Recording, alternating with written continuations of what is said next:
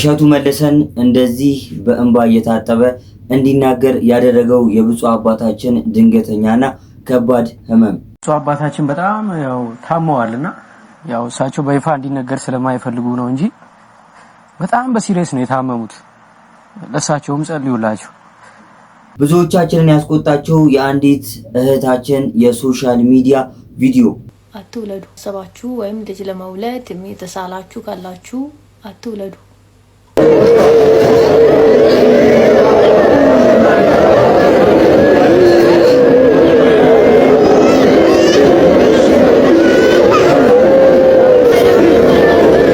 ታዝኑ እኛ አሁን እያለቀሱ መልስ ያጣው የእናቶቻችን እንባ። ሰላም የተከበራችሁና የተወደዳችሁ የዩቲዩብ ቻናል ቤተሰቦች፣ የኢትዮጵያውያን ኤርትራውያን እህት ወንድሞች፣ በአገር ውስጥም በውጭም ያላችሁ በቅድሚያ እንግዲህ እንደተለመደው የከበረ ሰላምታዬን እያቀረብኩኝ ከጥቂት ቀናት መጠፋፋት በኋላ በድጋሚ ለእናንተ አነጋጋሪና አዳዲስ ጉዳዮችን ይዤ ተመልሼ መጥቻለሁ። እንደተለመደው ቪዲዮን ላይክ ማድረግ እንዲሁም ለቻናሉ አዲስ የሆናችሁ የዚህ ቻናል ቤተሰብ ያልሆናችሁ ደግሞ ቻናሉን ሰብስክራይብ በማድረግ የዚህ ቻናል ቤተሰብ በመሆን በተጨማሪ ቪዲዮዎቹ ላይ ያላችሁን ማንኛውም ሐሳብ አስተያየት ወንድማዊ የታይምክራችሁን ኮሜንት ሴክሽን ላይ በማጋራት ነገ ጥሩ የተሻሉ ማራኪ ስራዎችን ይዤ እንድመጣ አበረታቱኝ። ወደ ቪዲዮዎቹ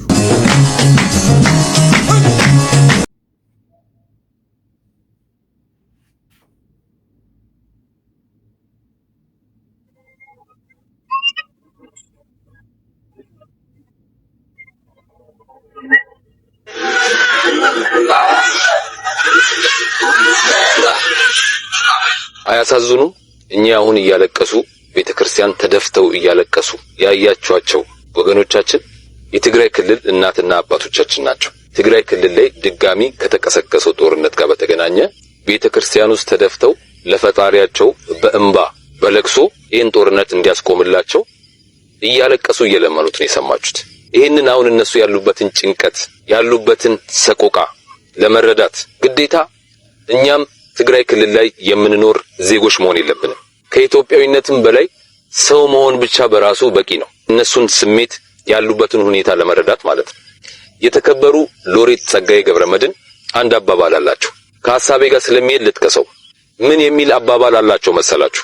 አንተ ራስህን ሲያምህ ከተሰማ በህይወት አለክ ማለት ነው። ነገር ግን ሌላ ሰው ሲያመው ከተሰማ አንተ ሰው ነክ ማለት ነው የሚል አባባል አላቸው። አያችሁ፣ ሰው መሆን ማለት ትርጉሙ የራስ ህመም የራስ ጭንቀትን ብቻ ማስታመም ብቻ አይደለም። የሌላው ስሜት፣ የሌላው ህመም፣ የሌላው ጭንቀት፣ የሌላው ጉዳት ሲሰማን ነው ያኔ እኛ ሰው የምንባለው። ይህንን ቪዲዮ እስቲ በደንብ ተመልከቱ። በ2013 ትግራይ ክልል ላይ በተደረገው ጦርነት እንደ ቅጠል የረገፉ ወጣቶች መቃብር ነው። ይሄ ዝም ብሎ የድንጋይ ክምር አይደለም። በየድንጋዩ ክምር ውስጥ እጅግ በጣም ብዙ ያለ እድሜያቸው የተቀጩ እንደ ቅጠል የረገፉ የትግራይ ክልል ወጣቶች ናቸው። እነዚህ እያንዳንዳቸው ተደፍተው የቀሩ ወጣቶች እናቶቻቸው ልክ እንደኛ እናቶች 9 ወር አርግዘው በምጥ ወልደው በስቃይና በመከራ ያሳደጓቸው ልጆቻቸው ናቸው። እነዚህ እንደ ቅጠል ያለ እድሜያቸው ረግፈው የቀሩ ወጣቶች ልክ የተቀረው ኢትዮጵያ ላይ እንደምንገኘው ወጣቶች ህልም ያላቸው ወይ ተምረው ወይ ሰርተው የተሻለ ነገር አግኝተው ከራሳቸው አልፈው ቤተሰባቸውን መርዳት የሚፈልጉ የነገ ህልም የነበራቸው ወጣቶች ናቸው። ስለዚህ የነሱን ህመም ለመረዳት ግዴታ በእነሱ ቦታ መሆን አለብን ብዬ አላምንም። በየጦርነቱ የሚወድመው የሀገር ሀብት ከተረፈን ላይ የገነባናቸው ሀብቶቻችን አይደሉም። ከሌለን ላይ ከድህነታችን ላይ የገነባናቸውን መሰረተ ልማቶችንም ጭምር ነው እያጣን ያለ ነው። ልክ እንደነሱ አልቅሱ ለሀገራችሁ ሰላም፣ ለኢትዮጵያ ሰላም። አንድ ሀገር ናት ያለችን፣ ምትክ የለን፣ ምናማርጠው ሌላ ሀገር የለን። ብቸኛ ሀገራችን አንድ ኢትዮጵያ ብቻ ናትና ስለሷ ሰላም ደግሞ ሁላችንም ሃይማኖት ብሔር ሳይገድበን እንደምንከተለው እምነት ለፈጣሪያችን ሰላም እንድትሆን ልንጸልይ ልናለቅስ ይገባል ብዬ አስባለሁ። ፈጣሪ ሀገራችንን ሰላም ያድርግ። አመሰግናለሁ። በትክክልም እንግዲህ ቤተሰቦች ከጥቂት ዓመታት በኋላ ወይም ደግሞ ከጥቂት ዓመታት መለስ ብሎ በትግራይ ክልል ወይም ደግሞ በሰሜን የሀገራችን አካባቢዎች የተለያዩ የእርስ በርስ ጦርነቶችን እየተመለከትን እንገኛለን። ታዲያ ይህንን ጦርነት ስንመለከት ብዙ እናቶችን እንመለከታለን። ልጆቻቸውን ያጡ፣ ያለ ጧሪ ያለ ቀባሪ ያጡ እናት አባቶችን እንግዲህ ማስተዋል ከባድ አይሆንም። ታዲያ ቤተሰቦች እውነት እኛን የሚያጋጩን ብዙ ችግሮች ኖሮ ነው እንደዚህ ከባድ ግጭቶች ወይም ደግሞ የእርስ በርስ ጦርነቶችን እየተመለከትን ያለ ነው? የሚያፋቅረን ይበዛል ወይስ የሚያጣላን? አንዲት እህታችን በዚህ በሶሻል ሚዲያ ያጋራችሁ ቪዲዮ ለዚህ እንደ መልስ ይሆናል ብዬ አሰብኩኝ። እስኪ ተመልክተን እንመለስ። እንዲች የቁም ነገር ቲክቶክ ላይ ደርሳችኋል። ያላችሁት የልጅ ማኛ ገጽ ላይ ነው። መረዳቴን ላስረዳችሁ። በሰሞንኛው በትምህርታዊው ጉዞ የተለያዩ ሀገራትን የማየት እድል ሳገኝ የተማርኩትን የተረዳሁትን ላስረዳችሁ። ዩሮፕ የበለጸገ መሰረተ ልማት፣ ፈጣን ትራንስፖርት፣ የማይቋረጥ ውሃና መብራት፣ የተረጋጋ ፖለቲካ፣ ነገር ግን ከኋላ የተደበቀ ባዶነት። ምን ህዝቡን አንድ የሚያደርግ ሃይማኖትንና ባህላዊ እሴትን ስታዳክመው ሁለት አካል ተጠቃሚ ነው። መንግስትና ኤሊት ሩሊንግ ክላስ ከፍተኛ ገንዘብ ያላቸው ሰዎች። እንዴት ማለት ደጉ የሰው ልጅ አንዱ ካላንዱ መኖር አይችልም። ሶሻል ቢንግ ነን፣ ማህበራዊ ተፈጥሮ ነው ያለን። አንዳችንን ሁሉ ጊዜ እንፈልጋለን። ነገር ግን በጣም ተጠናክረንና ተደራጅተን መቀመጥ የለብንም። ይህንን ቀድመው ያወቁት እነኚህ አውሮፓውያን ምንድነው ያደረጉት? ሃይማኖት የሚባለውን አንድ ሊያደርግ የሚችለውን ኃይል ሰባበሩና በጣም ወደ ብዙ ሺህ ሚሊዮን ቡድኖች በታተኑት። እኔ ይህንን ቡድን ነው የተመለከትኩት። እነማ በሰንበት በቸርችና በመስጊድ የሚገናኝ የነበረው ማህበረሰብ መጀመሪያ በጾታው ከፋፈሉት። ተመሳሳይ ጾታ ግሩፖች፣ ባለሁለቱም ጾታ ሴቶች፣ ወንድም ሴት የሚያልሆኑ ጾታዎች ቡድን፣ የጾታ ፍቅር ፍላጎት የሌላቸው ቡድን፣ በጾታ ብዙ ሺህ ቦታ በጣጠሷቸው። በውጫዊ ገጻቸው አቧደኗቸው። ባለ ታቶዎች፣ ባለ ንቅሳት፣ በፒርሲንግ ሰውነታቸውን መበሳሳት የሚወዱ ቡድኖች፣ ልብስ የማይወዱ የእርቃን ጀማዎች ቀጠሉ። በጤና በስፖርትና በሰውነት ማራቶን ሯጮች፣ ሃይኪንግ ያጆች፣ ቦዲ ቢልደርስ፣ ሰውነት ገንቢዎች፣ ዌይት ሊፍት የሚያደርጉት ጂም ሰሪዎች፣ ዮጊስ፣ ዮጋ ወዳድ ቡድኖች፣ ማርሻል አርት ቡድኖች፣ ካራቴ፣ ቴኳንዶ፣ ዳንስ፣ ሳልሳ፣ ቫሌት፣ ሁሉም የተለያየ ቡድን። እንደገና በአመጋገብ ወደኗቸው። ስጋ የሚበሉ ስጋ የማይበሉ፣ ቬጋን፣ ቬጂቴሪያን፣ ስጋ ተጠቃሚ፣ ቢራ ማህበራት፣ የወይን ቀማሻት ቀጠሉ። በዲጂታልና በቴክኖሎጂ ጌመርስ፣ ቪዲዮ ተጫዋች፣ ቢትኮይን፣ ክሪፕቶ፣ ጃዝ፣ ሂፕሆፕ፣ ሬጌ፣ ክላሲካል፣ ራስተፈሪያን፣ ፕሌይስቴሽን ተጫዋቾች፣ እነኚህ ሁሉ የተለያዩ ቡድኖች፣ የቴይለር ስዊፍት ደጋፊዎች ቡድኖች፣ የሃሪ ፖተር አድናቂዎች ቡድኖች፣ አኒሜሽን እና ኮሚክ ወዳዶች፣ አንቲክ የሆነ ልዩ ነገርን የመሰብሰብ ልምድ ያላቸው ቡድኖች፣ ሃከር ቡድኖች፣ ፍልስፍና ወዳዶች ቡድኖች፣ ኒው ኤጀርስ ምንላቸው፣ አስትሮሎጂን አምላኪዎች፣ የተፈጥሮ አምላኪዎች፣ ስቶይክስ፣ ትራንስሂውማኒስት፣ ኤቲስት፣ እነኚህ ሁሉ የተለያዩ ቡድኖች፣ የድሮ ሳንቲም ኮሌክተሮች፣ ቴምብር ሰብሳቢዎች፣ እንስሳት አፍቃሪዎች፣ የውሻ ለብቻው፣ የወፍ ለብቻው፣ የባብ ለብቻው፣ የጊንጥ ለብቻው ቡድኖች በአኗኗር ዘይቤያቸውም አቧደኗቸው።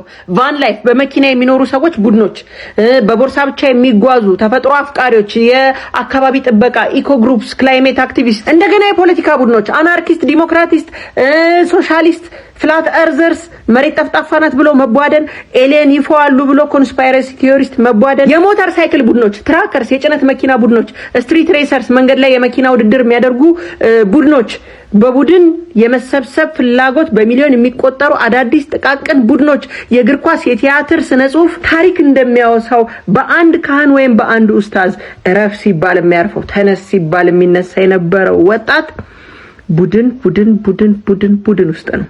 ዛሬ ማንን ነው የሚሰማው ነው ጥያቄው። ነገር ግን ሁሉ ነገር በተሟላባት ምግብ፣ ፋሲሊቲ፣ ትራንስፖርት፣ ጤና እንኳን ተውት አንጻራዊ ነው። ነገር ግን የጤና አገልግሎት የተሟላ በተባለበት ሀገር ላይ ሰውነት ግን ዜሮ ነው። ፍቅር፣ እኛነት የሚባል ነገር በትናንሽ ቡድኖች ውስጥ ተበጣጥሶ ግላዊነት፣ ኮንሱመሪዝም፣ የማትፈልጉትን ነገር ሁሉ መግዛት እንዳለባችሁ በአንድ ቡድን ውስጥ አብሮ ለመሆን ሲባል ሰው ልጅ የማይመስሉን መስሎ በቡድን ውስጥ መካተት ያለበት ዲፕሬሽን፣ ኤንግዛይቲ፣ ራስን ማጥፋት፣ የድረግ የአልኮል ውጤቶችን አብዝቶ የመጠቀም ማጆሪቲው ተስፋ የመቁረጥና ደስታ የማጣት ስሜት ውስጥ ነው የምታገኙት። እኛ ኢትዮጵያውያን በጣም ተከፋፈልን ብላችሁ ስታስቡ የኛ ችግር ገና ትንሽ ናት። ለካ አልተከፋፈልንም።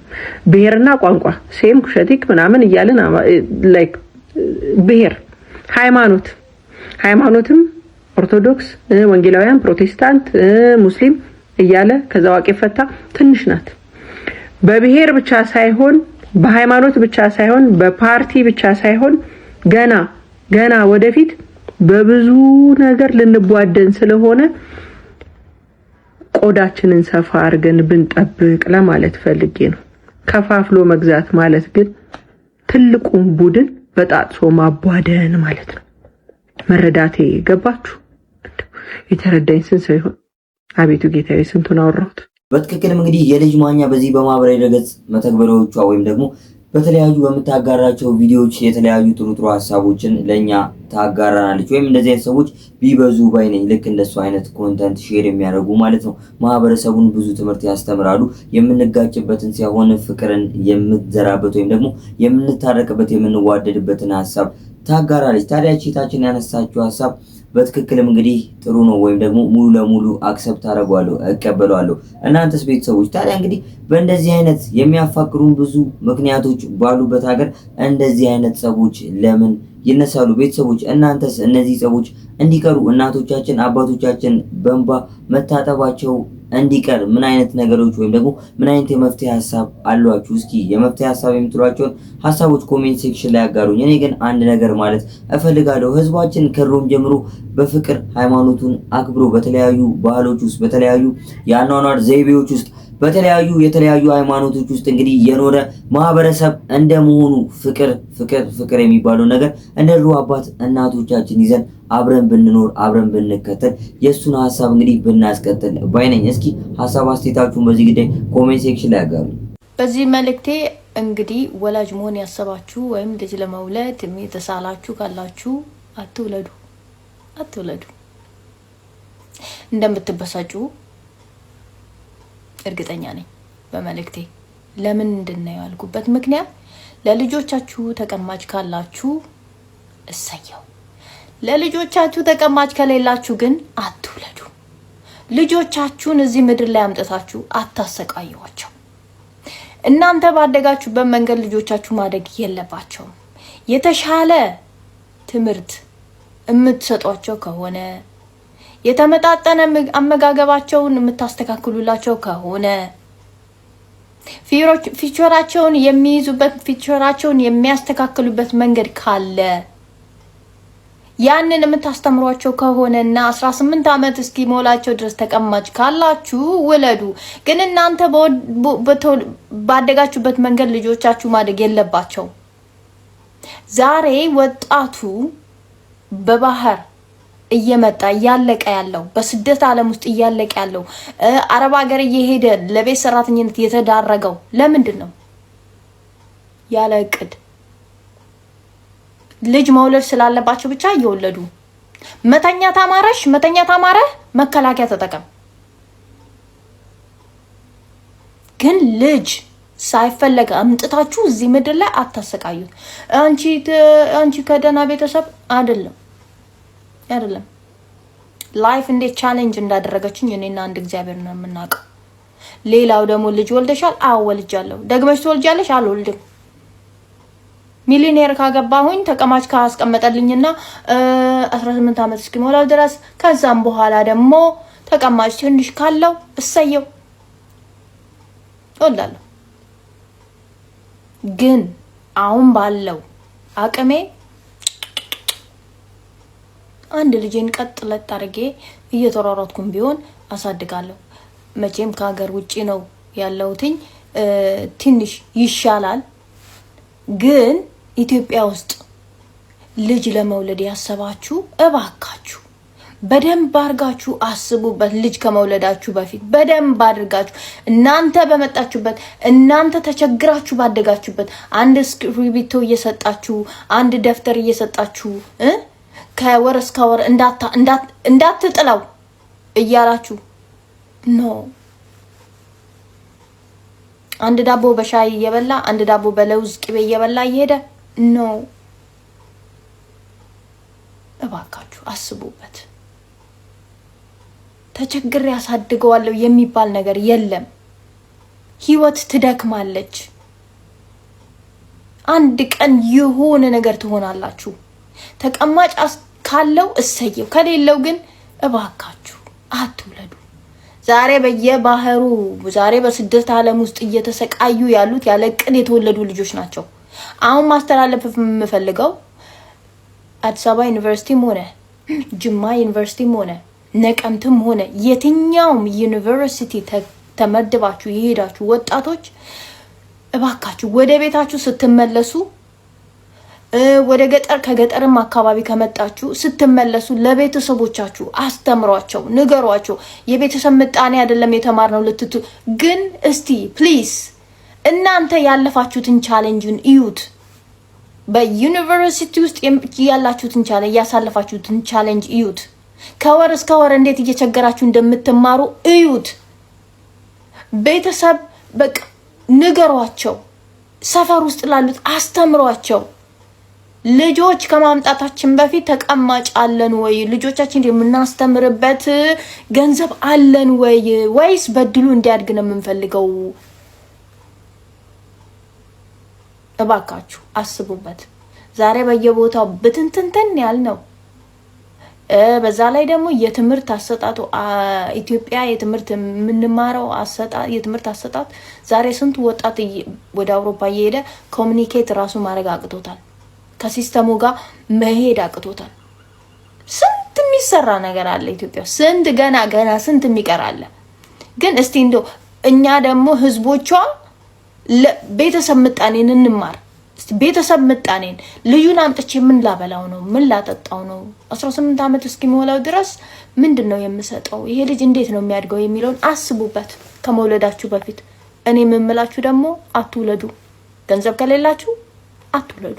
የቪዲዮ መጀመሪያ አካባቢ እንግዲህ አብዛኞቻችን በሚባል መልኩ ደንግጠናል። እህታችን እንግዲህ ልጆች አትውለዱ፣ አትውለጂ፣ አትውለድ በሚል ነበር ሐሳቧን የጀመረችው። ታዲያ እንግዲህ የቪዲዮ መጀመሪያ ሐሳብ ከብዙዎች ቪዲዮን ላልጨረሱ ሰዎች ወይም ደግሞ የቪዲዮ ሐሳብ ላልተረዱ ሰዎች ያስደነግጣል ወይም ደግሞ ያስቆጣል። ነገር ግን ልጅቷ ኢን ዲቴል ያብራራቻቸውና ያነሳቻቸው ሐሳቦች ግን ሁላችንንም ያስማማሉ ብዬ አስባለሁ። ምክንያቱም እንግዲህ አንድ ልጅ ወደዚህ ምድር ሲመጣ ወይም ደግሞ በወላጆቹ ወደዚህ ምድር እንዲመጣ በወላጆቹ ምክንያት ወይም ደግሞ ሲወለድ ተገቢውን እንክብካቤ ሊያገኝ ይገባል። ወላጆቹ ምን ያህል ያን ልጅ ቴክ ኬር የሚያደርግ አቅም አላቸው፣ ፋይናንሻሊ ብሎም ሳይኮሎጂካሊ ማለት ነው። ልጁ ይሄ እንዴት ነው በመልካም ስነ ምግባር የተገነባ ጥሩ ለሀገር የሚጠቅም ልጅ እንዲሆን በሳይኮሎጂ እንግዲህ ወይም ደግሞ በዚህ ግብረገብ ወይም ደግሞ በስርዓት በማስተማር ወላጆቹ ምን ያህል ደረጃ ላይ ደርሷል ብሎም ደግሞ ዋናውና አስፈላጊው ምግብን፣ መጠጥን፣ የተሟላ ነገሮችን ወይም ደግሞ አስፈላጊ የሚባሉ ነገሮችን ለልጁ የማሟላት ምክንያት የሆነውን ፋይናንሻሊስ እንዴት ናቸው የሚለውን ነገር ቼክ ማድረግ አለባቸው። በዚህ በአፍሪካ ወይም ደግሞ እንደኛ ሀገር ባሉ በታዳጊ የአፍሪካ ሀገራቶች እንደዚህ አይነት ነገሮች ብዙም ከግምት አይገቡም። ልጆች እንግዲህ በድል ያድጋሉ የሚባል የባህል አመለካከት ስላለ ማለት ነው። ለዚህ ደግሞ ጥሩ ምላሽና ጥሩ ግንዛቤ የሚሰጥ ቪዲዮ ነው ብዬ አስባለሁ የእህታችን ቪዲዮ።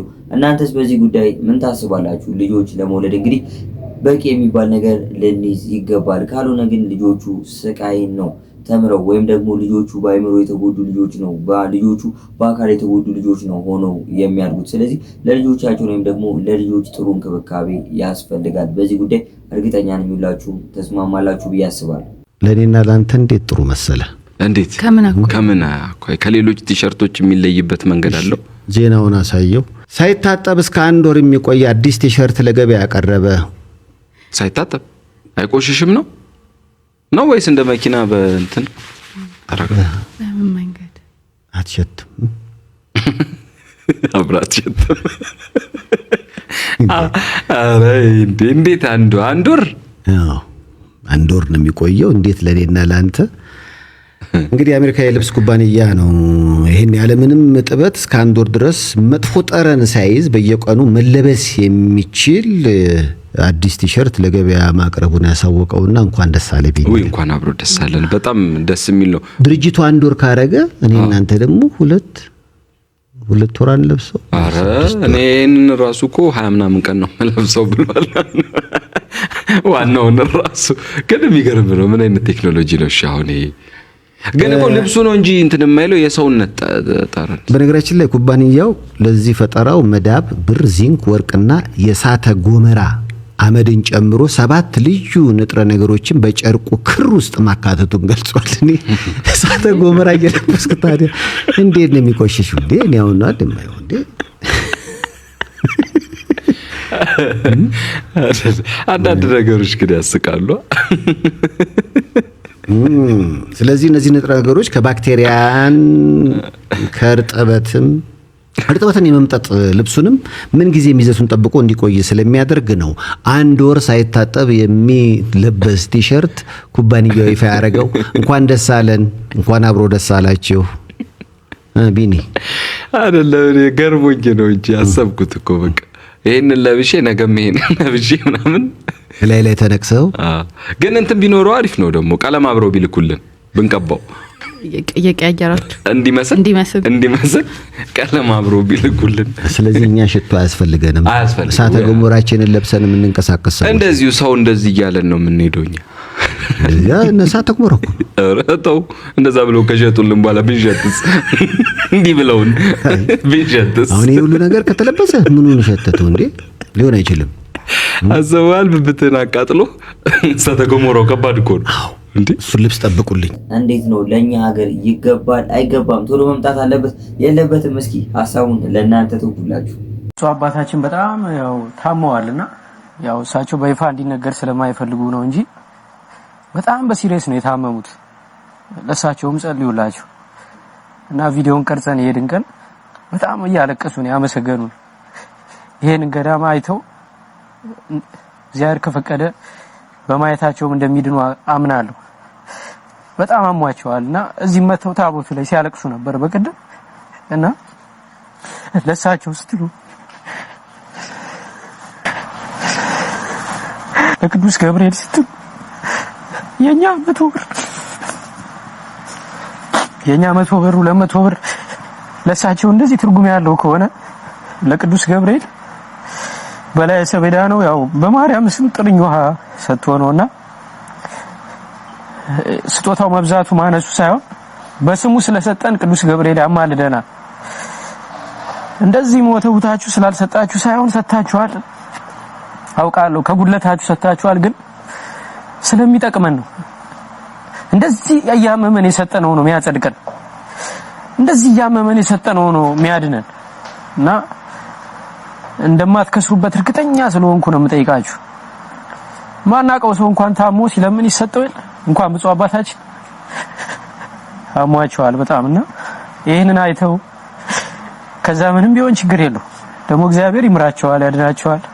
ግን በቃ እንደው ስለ ስሙ ስለ ቅዱስ ገብርኤል ብላችሁ በመላው ዓለም ያላችሁ ኢትዮጵያውያን ኦርቶዶክሳውያን ቤተክርስቲያን አንዲት ናት ወናምን ባህቲ ቅድስት ቤተክርስቲያን ብለን እየጸለይናል።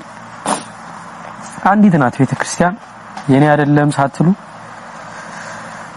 እርዱን። እዚህ ላይ በምታዩት ባርኮድ ከስር ባለው የባንክ አካውንት እየደወላችሁ አግዙን። ቅዱስ ገብርኤል እናንተን ዘላለማዊ በሆነው በማይጠፋው መንግስት ልጆቻችሁንም እናንተንም ያስባችሁ።